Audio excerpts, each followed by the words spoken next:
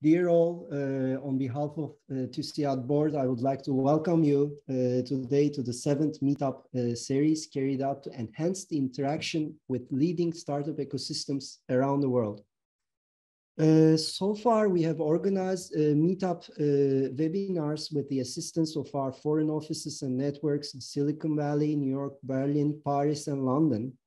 In fact, we always try to strive to stay up to date with the global trends. And I would like to give a special thank to dear Ayşegül, İldeniz for bringing mobility, a very promising subject to the agenda for today, and TÜSİAD Silicon Valley Network for their remarkable contribution to this gathering. In fact, following the rapid urbanization and population growth, estimations demonstrate that the demand for mobility will escalate over the next couple of decades. The same situation is valid also in Turkey, and since startups will play a crucial role in this trend, we will most probably be witnessing abundant innovations in this respect. Dear guests, as you well know, TÜSİAD itself is an organization that was founded by leading entrepreneurs 50 years ago, and we attach great importance to the development of our startup ecosystem. Within this framework, we concentrate our efforts on several focus points, and we especially prioritize the development of entrepreneur-friendly environments by identifying areas for improvement in especially policies and regulations. We appreciate the global connectedness of the ecosystem as well as preserving the local ties. We work for raising awareness of entrepreneurship as well to reinforce the innovation culture and skills of the Turkish business community. To accomplish all of these efforts, we endeavor to increase the entrepreneurship competency and foster the entrepreneurial mindset among the young generations. While developing projects to this end and carrying out our activities, we also attach great importance to cooperate with the municipalities all around Turkey. We established an entrepreneurship center in cooperation with the Izmir Metropolitan Municipality in 2021. And in order to support young entrepreneurs to develop innovative solutions for the development of the city, the center initiates entrepreneurship programs on different verticals, taking into account the needs of the city and primarily smart and sustainable transportation. Today, entrepreneurs from this center are hopefully with us, and I hope that they will find this webinar useful and inspiring to be further encouraged to contribute to the development of their city by cutting-edge projects. At this point, I would also like to mention another TÜSİAD project, which is that we initiated in 2020, and its name is Turkey and Europe Integrated Service Device Technology Roadmap Project for Smart Cities. We did this with Türkkonfet and Studio Bosfor, Berlin Bosphorus Initiative, Özyeğin University and ÖZÜ, and TÜSİAD Sustainable Development Forum. This project aims to create a dialogue platform on smart and green cities to share their experience and to help balance their coordination between municipalities, and also to facilitate the design of short, medium, and long-term technology strategies in European and Turkish cities. We believe that the project provides a number of added values for smart city actors, both in Turkey and the EU, in terms of making initial steps to prospect smart city projects, which connect city governments and key stakeholders all together, making the startup ecosystem more visible and providing additional framework for city-to-city collaboration mechanisms beside cultural ties. Well, I do not want to take more of your time. I sincerely thank you all for your and give the floor to dear for your participation, and give the floor to dear Ayşegül İldeniz. I'm sure that today's panel will be an intriguing experience for all of us to discover the current mobility trends in Silicon Valley. Thank you very much. Thank you, İzel, for that great introduction. Appreciate it. Herkese San Francisco'dan günaydın, merhabalar. Good morning, everyone. Good morning from San Francisco. Here. We have really exciting guests this morning joining us. We have Mike Bell, Senior Vice President at Lucid Motors, running digital there. My friend for the past couple of gigs that I've done.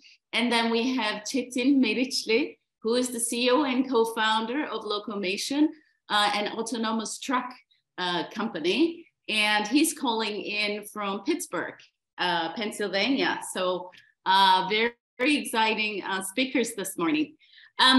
Just to say a couple of words about the TÜSİAD Silicon Valley Network, we're a couple of hundred folks out here who gathered up, folks who work primarily in the technology sector, whether in larger technology companies or with startups, as well as other professionals who are academicians, lawyers, and different walks of life as well. And we're a purely volunteer-based network and look forward to interacting with you like we have done in the past couple of years. So with that, let me kick off the topic of the day. And I'm going to start with Mike Bell, continue with Çetin.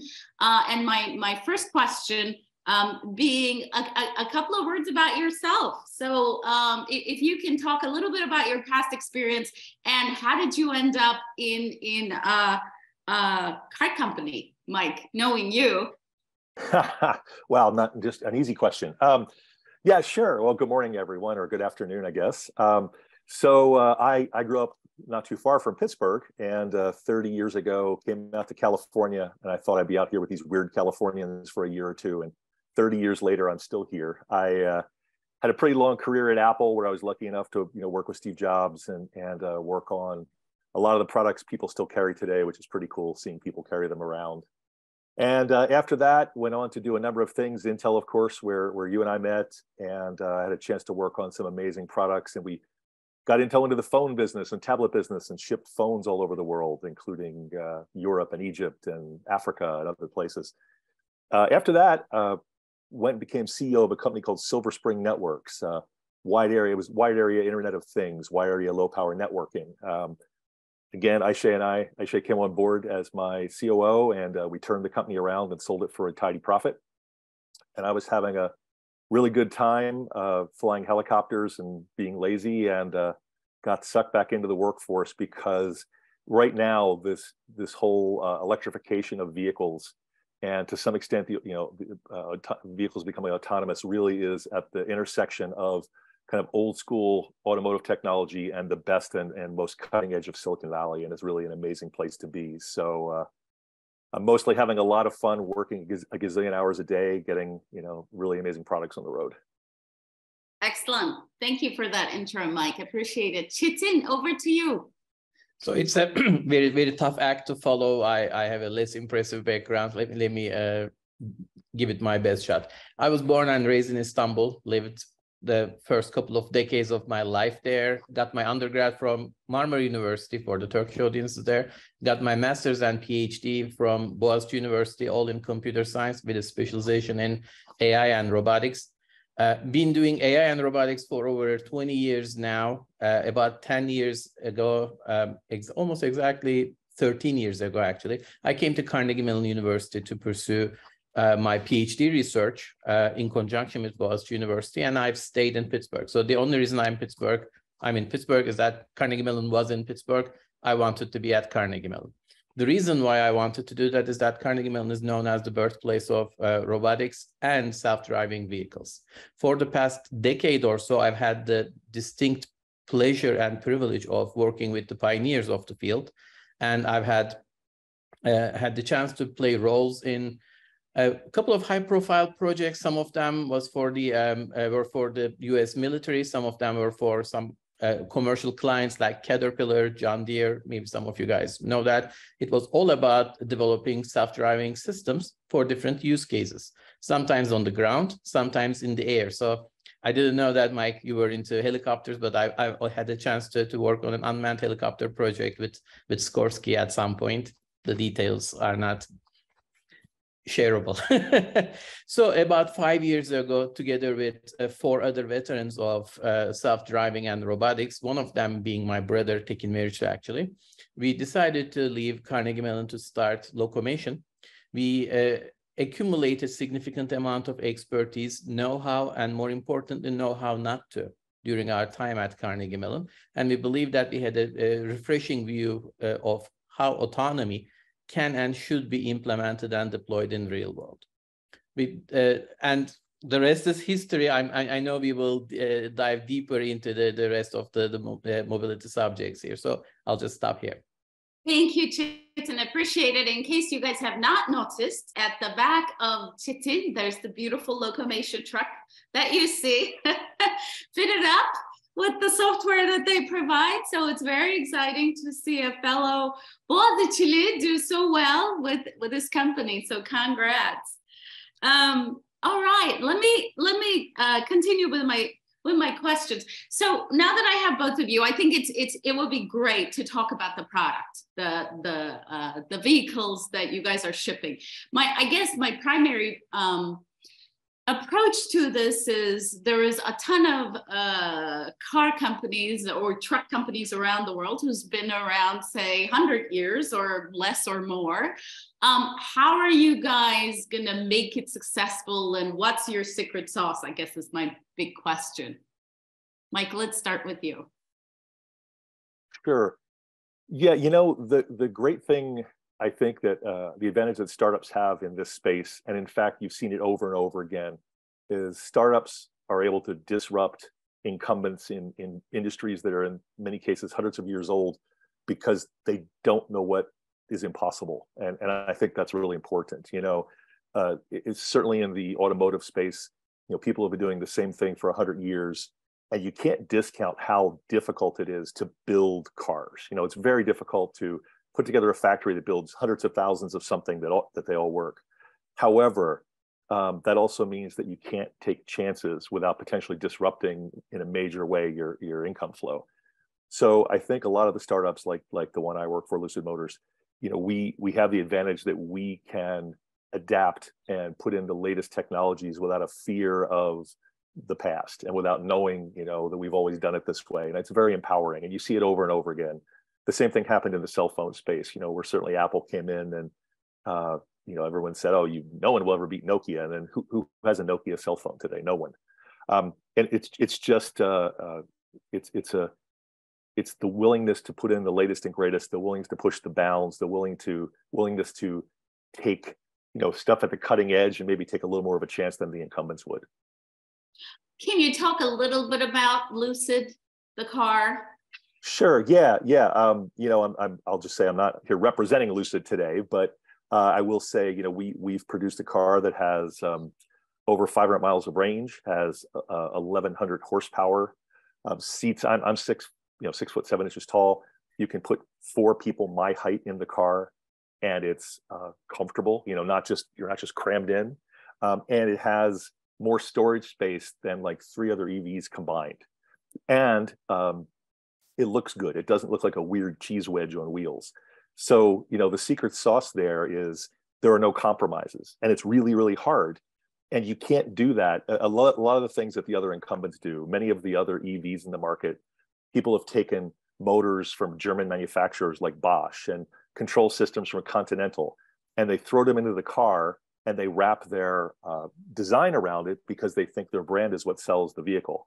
And to some extent it will, but if you don't do your own technology, if you're not master of kind of your own destiny with the technological pieces in the car, it's not going to work long term. And in fact, I'd argue it's not even working right now for many of the people trying to sell their first, you know, many of the incumbents trying to sell their first EVs.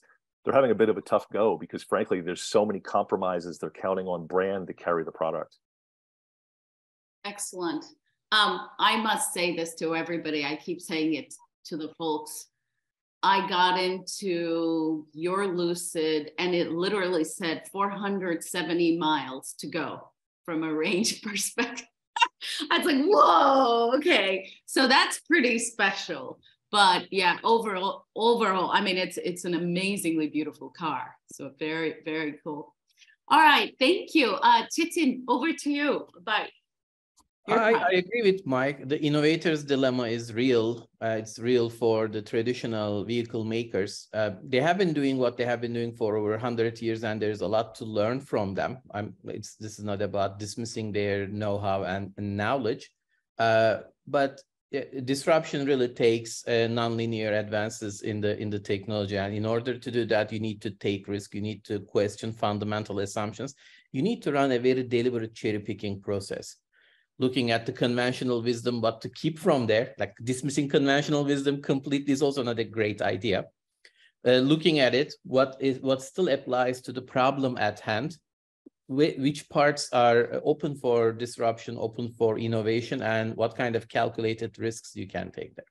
In our particular application, self-driving, especially self-driving in the trucks. Trucks are big, they are 40 tons when fully loaded, going at 100 kilometers an hour. It's a big projectile. So everything around safety is extremely critical.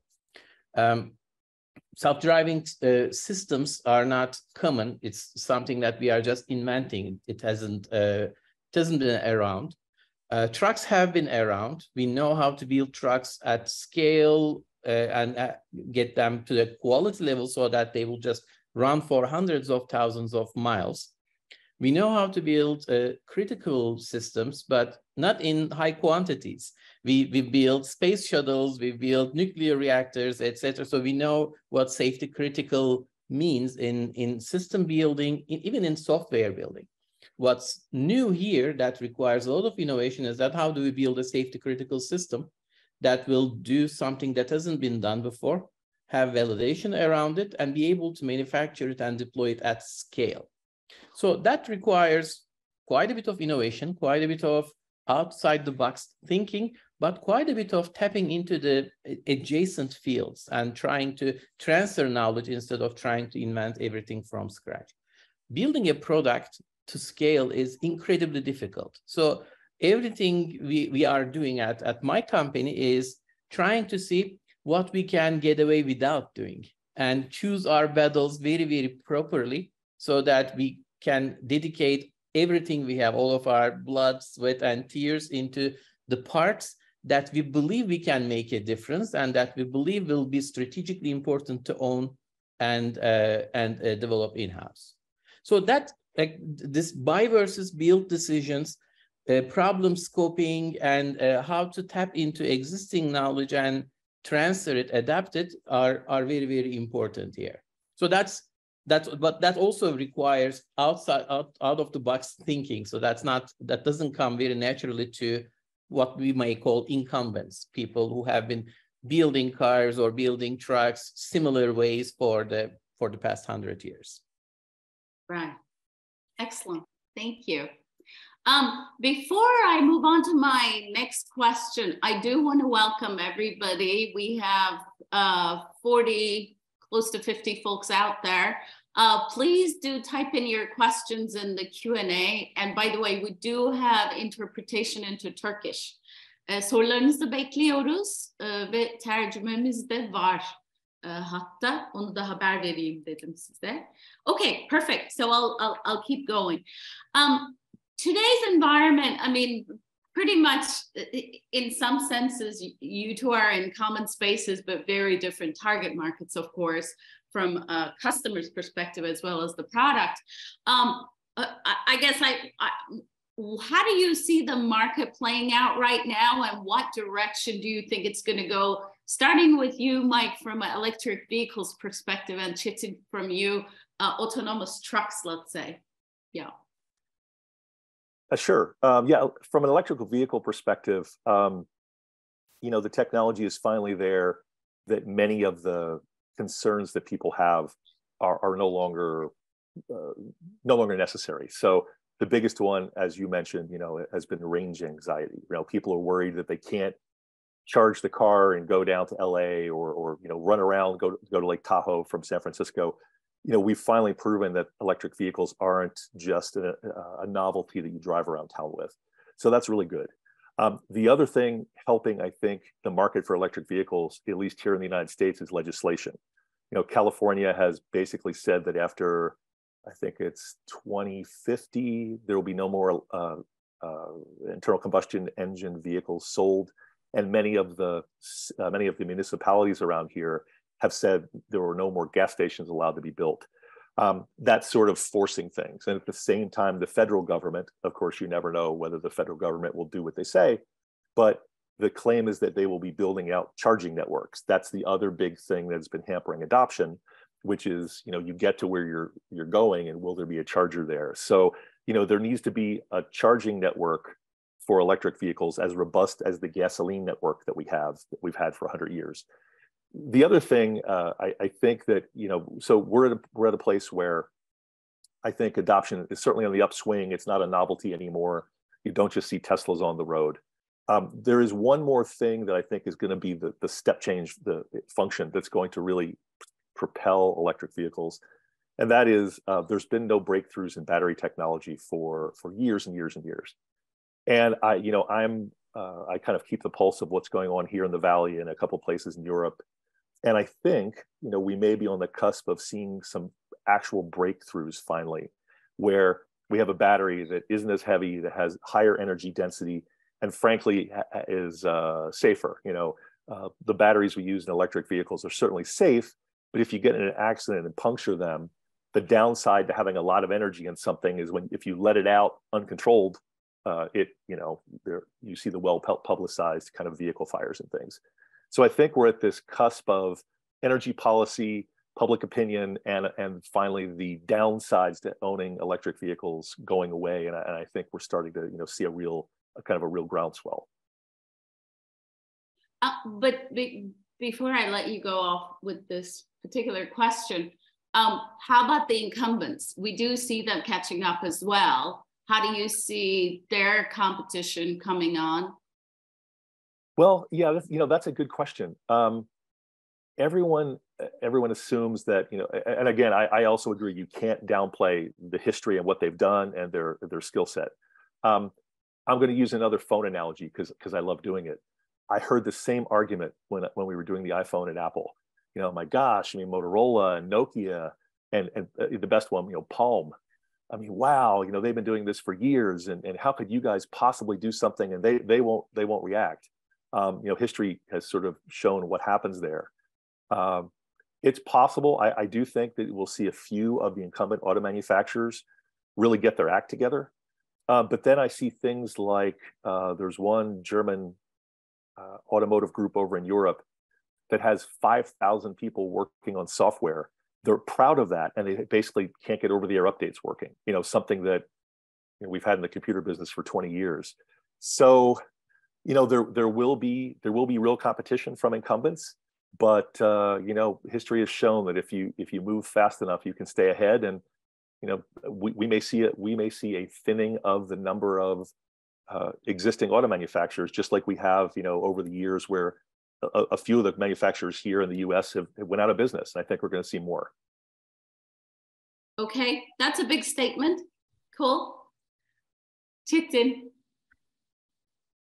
Again, I'm gonna largely agree with Mike. When it comes to autonomous driving, it's a little bit more interesting because bulk of the technology lies in software, where what we might call incumbents, again, the existing vehicle manufacturers, are not historically very good at that. I didn't know about that 5,000 people working on over-the-air software, but kudos to them. Congrats, they got it working finally. So that's a different type of muscle that they don't have. So while they might have existing products or existing market share today, a disruptive technology like autonomous driving requires different skill sets, different go-to-market strategies, different business models. It's not just the technology piece of it. It requires a different type of thinking. Having said that, when a new type of technology comes into the scene, or there is a technology big bang around it, usually we see the typical Gartner hype cycle. So there's this new thing on the block and everybody is super excited about that, and there is a couple of years of overinflated expectations around it with many players flooding the scene. And then it turns out that it's a much harder problem than originally thought, or it's gonna take much longer. Regardless of the application, the disappointment that follows the initial excitement almost stays the same. We've actually gone through that in autonomous driving and are still going through that. After the first couple of years of overexcitement, both in the passenger side and the moving goods, trucking or light-duty vehicle side, now people are understanding, well, autonomous driving is actually a much harder problem than they thought in the first place. So now we are going through that throw of this disillusionment. And eventually it's going to rectify again. This period is also going to clean up the landscape a little bit more. When we started Locomation 5 years ago, there were over 50 self-driving companies. Today, there is less than 10. I believe when everything is said and done, there will be maybe 3 to 5. A couple of them will be in the passenger car space. A couple of them will be in the trucking space. There won't be 10. There won't be 20.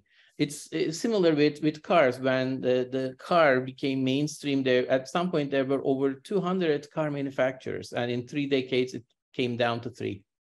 So there will be a lot of consolidation going forward in autonomous driving space. I assume in the EV space as well.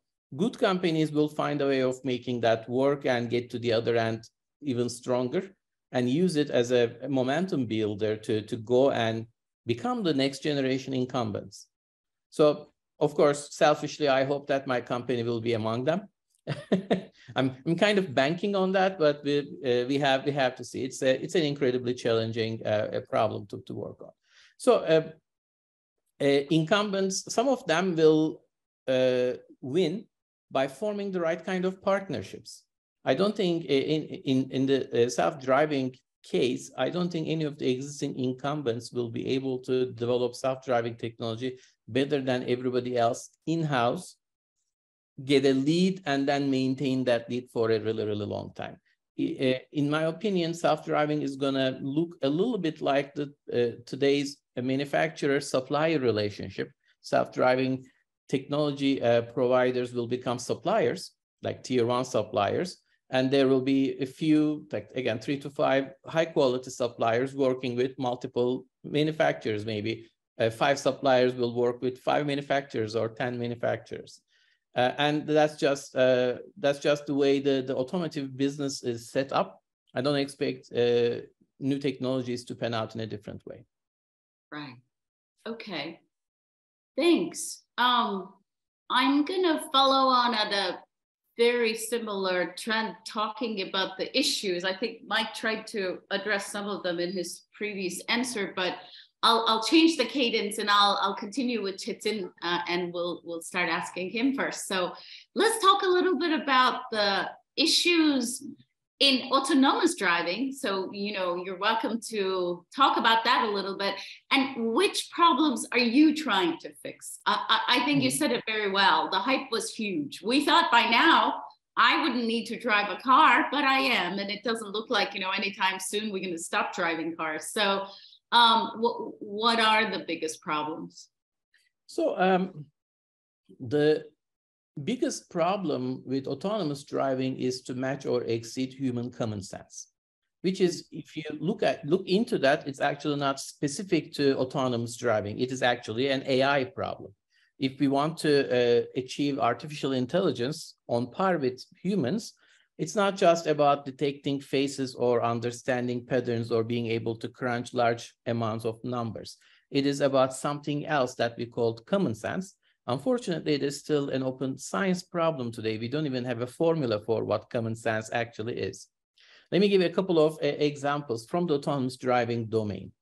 If you are driving in a narrow street, you see a little plastic ball bouncing to the street.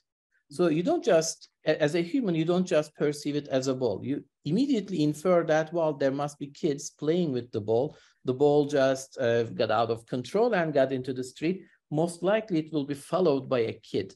So you don't need to just see that or teach yourself that. It just comes very naturally to us.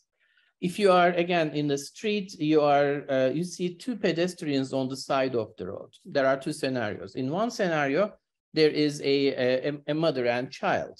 And in the other scenario, there are two teenagers with skateboards. And you are trying to predict whether they will attempt to do jaywalking or not.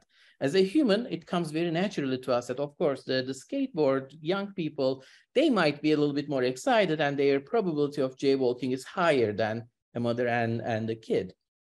So these are the types of things machines struggle to generalize and infer on their own.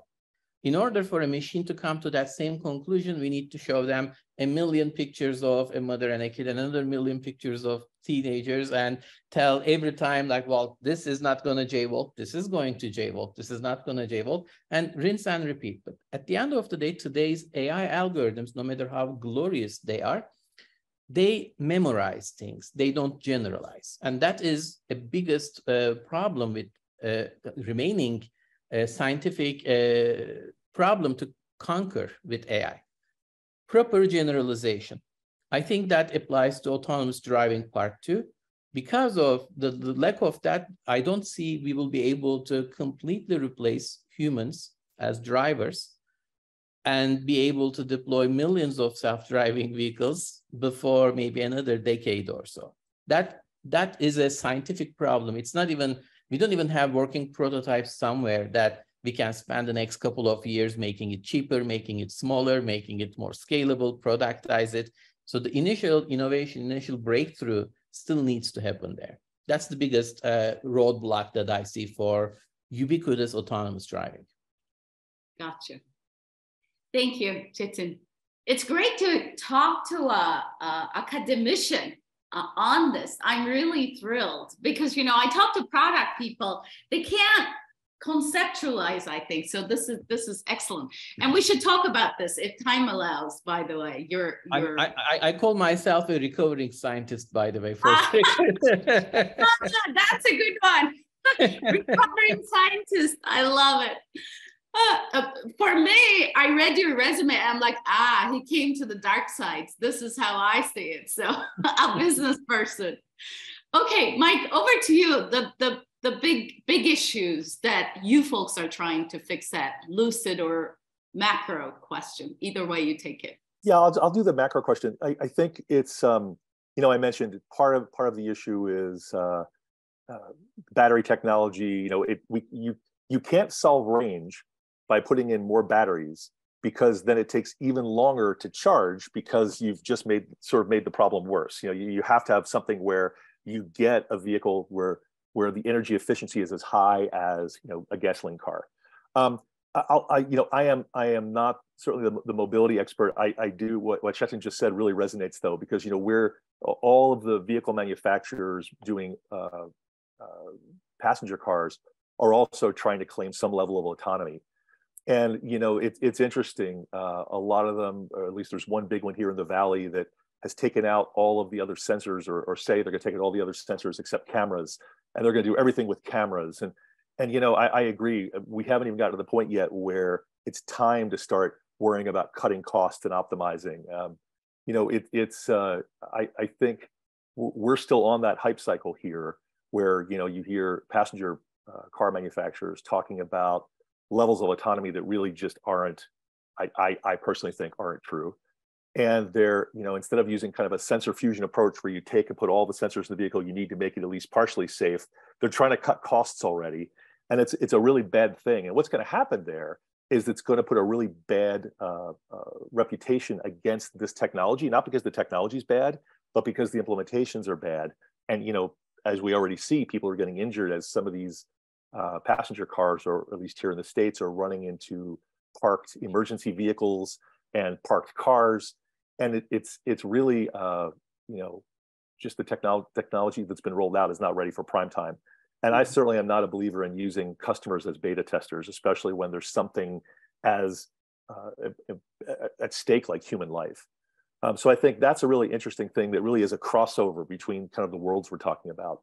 And then I said this before, but the biggest issue I think that customers have right now, say you have a car that has amazing range and you know, great looks and fits a lot of people.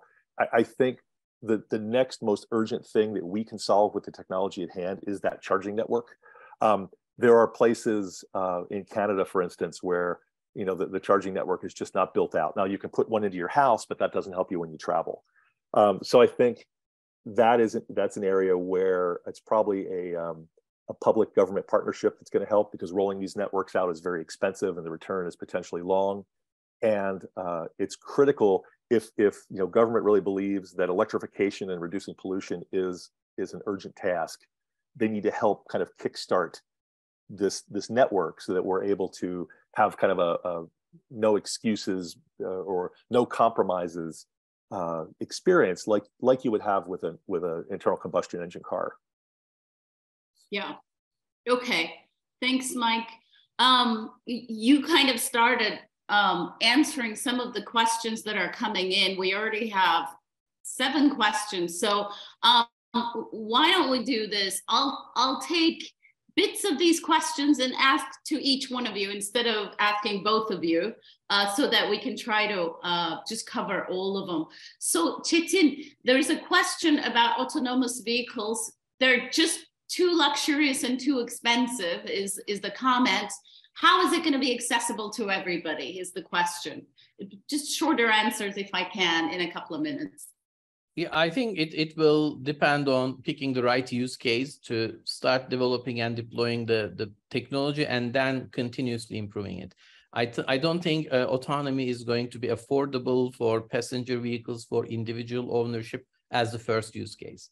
It will be affordable and meaningful for cargo transportation, like big trucks, and then work its way down there in a more and more generalized fashion. But we are talking about multiple, at least a decade plus, probably multiple decades there. Okay, multiple decades. Mm-hmm. Wow, okay. I was excited in my lifetime, all right. We'll get to see it. Okay, hey, Mike, back to the charging stations question. What do you think should happen for them to be more readily available for the wider public? But yeah, this is the biggest chicken and egg story, I suppose, that we're stuck with, right? Especially in Turkey, where there's only, last count was like 10 or 20,000 electric vehicles. That's it. So not many.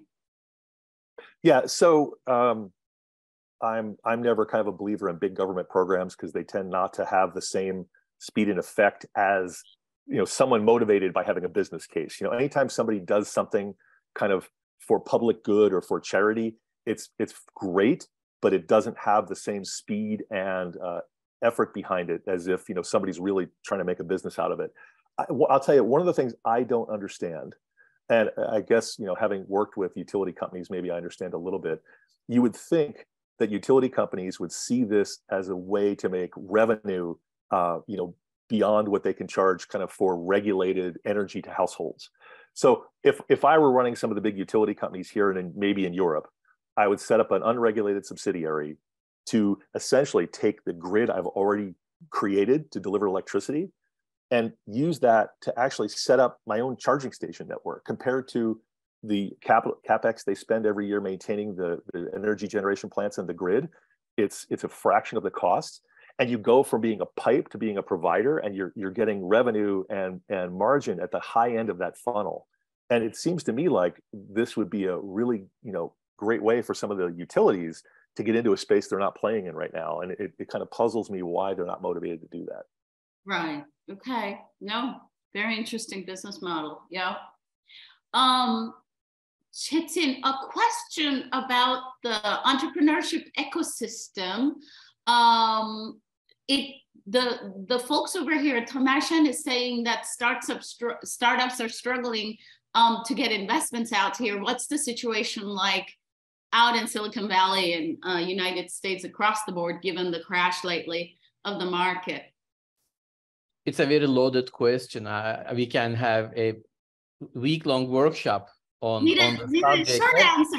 A very short answer. I think they need to be very mindful of where we are in the macroeconomic cycle and where we are in this mini technology like Gartner hype cycles. And but beyond that, even if we are in at the top of the macro cycle and at the top of the Gartner cycle, they should not drink their own Kool-Aid, and always pay attention to sound business fundamentals, unit economics, making sure that they are working on a problem that is a painkiller, not just a vitamin, and making sure that they actually have a viable path to market to show that they can sustain as a business. They should never assume that they'll be able to just fund development for a decade with the investor money, because sentiments can change overnight. It's never easy. Even at the top of the markets, you have to talk to hundreds of people and hear hundreds of no's before you get to the one yes, but that one yes is all you need.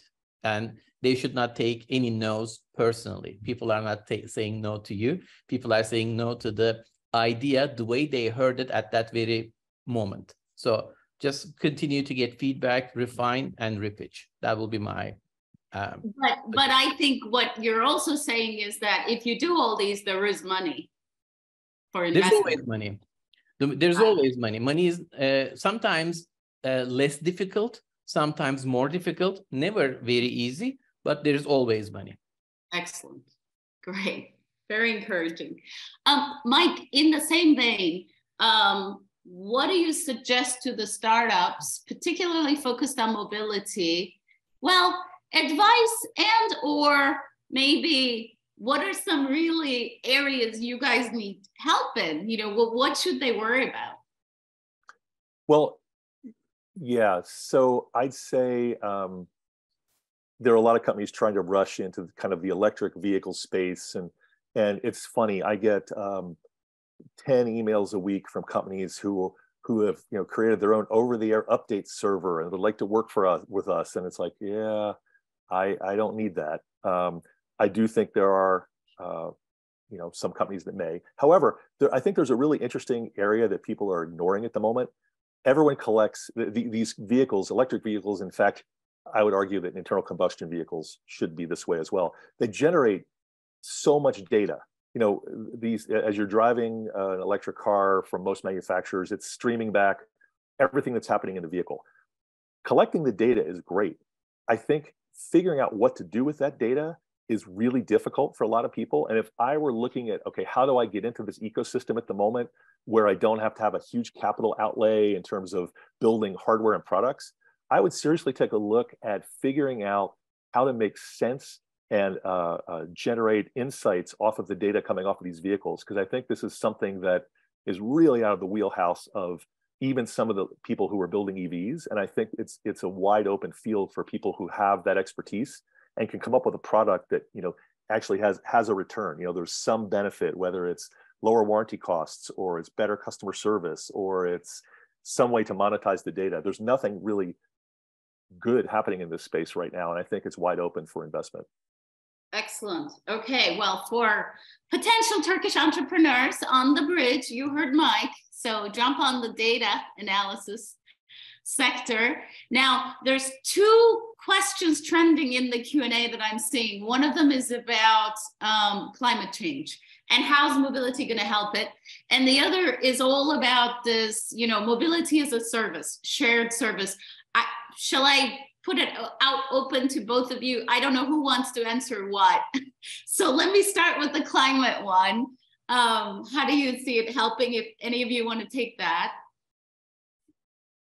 Mike, that's more in your wheelhouse, I guess. Okay. Well, I'll give a short answer to it. There are trade-offs, right? I mean, and again, this is a 20-minute discussion that I'll condense down to 30 seconds. Just because you have an electric vehicle doesn't mean it's more sustainable. You have to worry about, you want to minimize the number of batteries so that there's fewer raw materials, and there's also less waste at the end of the day. Ideally, you want to have a clean generation of power that goes into those electric vehicles. You want to have highly efficient electric vehicles so you don't use more power. There are so many nuances to, is something better for the environment or not? I will say that I think not having vehicles drive around a city spewing out lots of waste in a condensed area is just better for the people that live there. I think there's no doubt that electric vehicles in general are much better for kind of the environment and for people's health. But you can build a bad electric vehicle, right? It's like, so, you know, it really is the devil's in the details there. And I think that's why the people that are going to be successful long term are going to figure out this entire kind of chain and not just, you know, take an old GMC Hummer and throw an electric motor in it. I mean, that's not sustainable, you know, sustainable electric vehicle production. Okay, thanks. Çetin, to you, the mobility as a service, the ownership of the car, is that going to stay? Is it going to go away? I think there is not a single answer to that. For the urban areas, yeah, it will change. It has already changed. You don't necessarily need autonomous vehicles to become more mainstream. So the ride sharing with humans at the steering wheels already disrupted that all car ownership in the dense urban areas. But for the rural areas, yeah, people are and will continue to go and buy their pickup trucks and drive themselves, drive the truck themselves. It's unlikely to change because electric is now coming into play or autonomy is now coming into play. So there's not a single golden answer is there. It changes the way we are looking at the financial part of it. Sometimes it makes sense to own an asset. Sometimes it makes sense to rent an asset. But before it actually becomes ubiquitous, it's very difficult to know which way it will go. A very quick example is the scooter, quote unquote, revolution. When the shareable electric scooters first came into play, everybody was crazy about them. You're just gonna go out, grab the first scooter, drive to wherever you are going, ride to wherever you are going, and be done with that. And I was asking, like, if that's that important, why wouldn't you just pay $300 and buy your own scooter instead of continuing to rent it and pay $300 a month to Lime or Bird or whoever? A couple of years after, they came to the same conclusion. The pro users of scooters prefer to own their own scooters. But we had to go through a couple of years of trial and error to come to that conclusion. So I don't know which way it will go with the mobility as a service. It sounds great as a principle, but you know, in theory, there is no difference between theory and practice, but in practice there is. So we have to write it out and see what will actually be available, affordable, and meaningful for different use cases. Right. Okay. Thanks. There is a question about micromobility, which you just touched on. What changes should we expect in the future for cities? So let me just up-level this question, because this is a question I wanted to ask both of you, which was, let's imagine 10 years down the road on mobility. What do you two think it's going to look like, starting with Mike? So yeah, I mean, this ties in a little bit, I think, with the last question, and I agree. You know, not only with the kind of scooter experiment that we just went through, but even right now, you know, there have been car share services. You know, 3 years ago, I remember hearing there was going to be this hype. No one would own cars, and you would, when you wanted to go to the mountains, you would get a car share of a SUV, and when you wanted to go to the beach, you would get a car share of a convertible. And this, you know, so it was going to be this car sharing economy, and you know, no one would own a car. And frankly, if that's going to happen, I think it's a long ways away. You know, whether it's 5 years, 10 years from now, I actually think what we're going to see is a lot like what we see now. I think that, you know, if you live in a city and you don't own, like nobody in New York City owns a car, right? This for you works great, and people will continue to do that. I think, as was mentioned, you know, getting the pickup truck or whatever out of the hands of someone who lives in a rural area, I don't see that happening in my lifetime. And I do see that we can make those cars, you know, more green, better for the environment, have more utility. But honestly, I don't think that's where the disruption is going to come from. And I think, you know, that the hype cycle on that mobility as a service or car as a service thing, I think, is also waning, because, you know, all the spots in the parking garages here in San Francisco that used to have spots for those car share services have all been empty for a while. And frankly, when you have a pandemic, no one wants to share a car with anybody else anyhow. So I think, you know, I think that also helped put kind of a bit of a nail in that concept. Agreed. Çetin? Yeah, I completely agree. Again, in principle, mobility as a service made a lot of sense, but in reality, none of these technologies will be a key enabler of what we cannot do today if we wanted to share everything. So there are rental cars, there are car sharing services, and have been for decades. But people continue to own cars. People continue to rent cars when it made sense. People continue to take a cab when it made sense. So having those options around will be good for the end users, but I don't think it's going to fundamentally change the behavior as fast as at least the incumbents once anticipated. A very quick, maybe higher positive note on that is that when iPhone came out, all of a sudden we had this new concept of computers in your pocket that did not exist before. So now with this next generation cars, software-defined cars, we are getting introduced to the concept of computers on wheels. That's a new paradigm for computing. That's a new paradigm for not just getting from point A to point B, but a lot of other ancillary things so that we are not aware of. So some fundamental business models that we don't have today will appear in the next decade or so, probably with the ubiquity of this next generation cars. It doesn't necessarily have to be just like a vanilla flavored subscription service. We don't even know what they are, but I'm sure the entrepreneur colleagues on the line today, some of them will be inventing these next generation paradigm shifts, what we can do with these computers on wheels. There are use cases, there are good use cases, and there is money to be made, value to be generated there. We just don't know what that is yet. But you already popped my bubble. You said decades for autonomousness. So, nothing happening in 10 years is what you said, right? In the next webinar, we should focus on immortality and. I love it. I love it. A real product guy. Mike, Çetin is like us. It's excellent. That's fantastic. You know, my dream in 10 years, I want to be using a flying car. That's what I'd like. And I'm still looking at these companies, but okay, I got the memo from both of you. So you need to get your helicopter license. It's easy. That's it. I know, easier than waiting for them, right? Excellent. So I think we're getting close. We had a bunch of excellent questions. I think I'd like to wrap up is, unless there are other questions, you're welcome to. We were allowed to go over by 5 or 7 minutes, so that's okay. But recommendations, because the folks usually listening to this chat is twofold. There's entrepreneurs and younger folks out of Izmir as well, my home city this morning, as I'm hearing.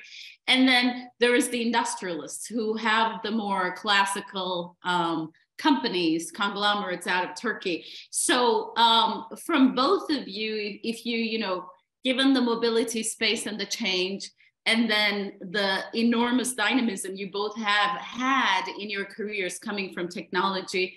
Çetin has a academics background. He's a scientist, and Mike, of course, worked in tech all his life. So how do they approach things? What should their inspiration be this evening in Turkey? Mike, let me start with you. Sure. I have to say, though, you mentioned Izmir. If someone can pop over to Çeşme and send me some kumru, I'd really appreciate it, because I haven't had that in a while, and I'm kind of, it's not the food here in Silicon Valley is not quite the same. That's a nice salute to the folks from Izmir on the bridge with kumru. I miss kumru myself. Go ahead. Yeah. So, I think that kind of ending on a positive note, I mean, disruption always opens up spaces for entrepreneurs and for things that no one has thought about yet. And I will totally agree. The future of kind of transportation, whether certainly passenger transportation, the digital experience, the experience for the person in cabin is going to be this amazing way for companies to interact with their customer. I mean, I have a 2009 little German car, and the iPod interface can't play any song that starts with the letter T, and it will never be fixed. And I can tell you that if I shipped something like that today, there would be hate mail on the internet that I'm ruining somebody's life because the car can't play that song, and they demand a fix by tomorrow. And the cool thing is we have the technology to do that. So the car, we're at a point now where when you drive a vehicle off of a lot, the car doesn't get worse and worse as you own it. It actually gets better and better. And I think that's really a step change or a fundamental change. And I think there's room for an ecosystem of people to work with a lot of the vehicle manufacturers to help provide that in-vehicle experience, because frankly, vehicle manufacturers, we can't do it ourselves, right? We need to have that. We need to have kind of an ecosystem giving us ideas that maybe we just don't have time or weren't able to think about. So I think there's huge opportunity there. Excellent. Thank you. Çetin? So I would maybe tap into my scientific background and highlight the fact that when choosing a problem, really I advise next generation entrepreneurs to focus on problems that are not science problems. There are certain class of problems that belong to academia, that academia is a wonderful place to think about or tinker about things just for the sake of knowing the answer. Business is about creating shareholder value, and that's only about that. So you need to make sure that you are focusing the resources on a problem that you can solve without scientific breakthroughs and sell for a profit and rinse and repeat that fast enough so that you can create a lot of value. So it's very easy, especially for the technical founders, to fall into the trap of, I need to do more technical stuff. I need to spec up. I need to expand the technical scope of the problem. It's quite the opposite. Your job will be to act as a sculptor, not as a painter. Your job is to wake up every day and chisel away from the problem definition, not add to it.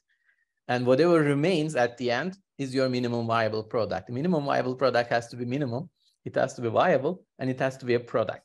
Just these three words are very, very important and oftentimes glossed over in day-to-day life. So that will be my suggestion, making sure that you are solving a problem that is worth solving in a for-profit business. Excellent. Those are very, very good recommendations. For the folks on the bridge, I hope you did enjoy our conversation this morning. Out of California and Pennsylvania. There's a teeny bit question, and I do want to address that. Çetin, the self-driving trucks, can they be hacked? And Mike, can electric vehicles be hacked? Because they have tons of software in them. If there's a lock, there is a key. So every system in the world can be hacked. But what we are doing, what we are working on is that we have a group of cybersecurity PhDs, like white hackers effectively, to continuously do threat surface analysis and making sure that we are buttoning up the system as we go.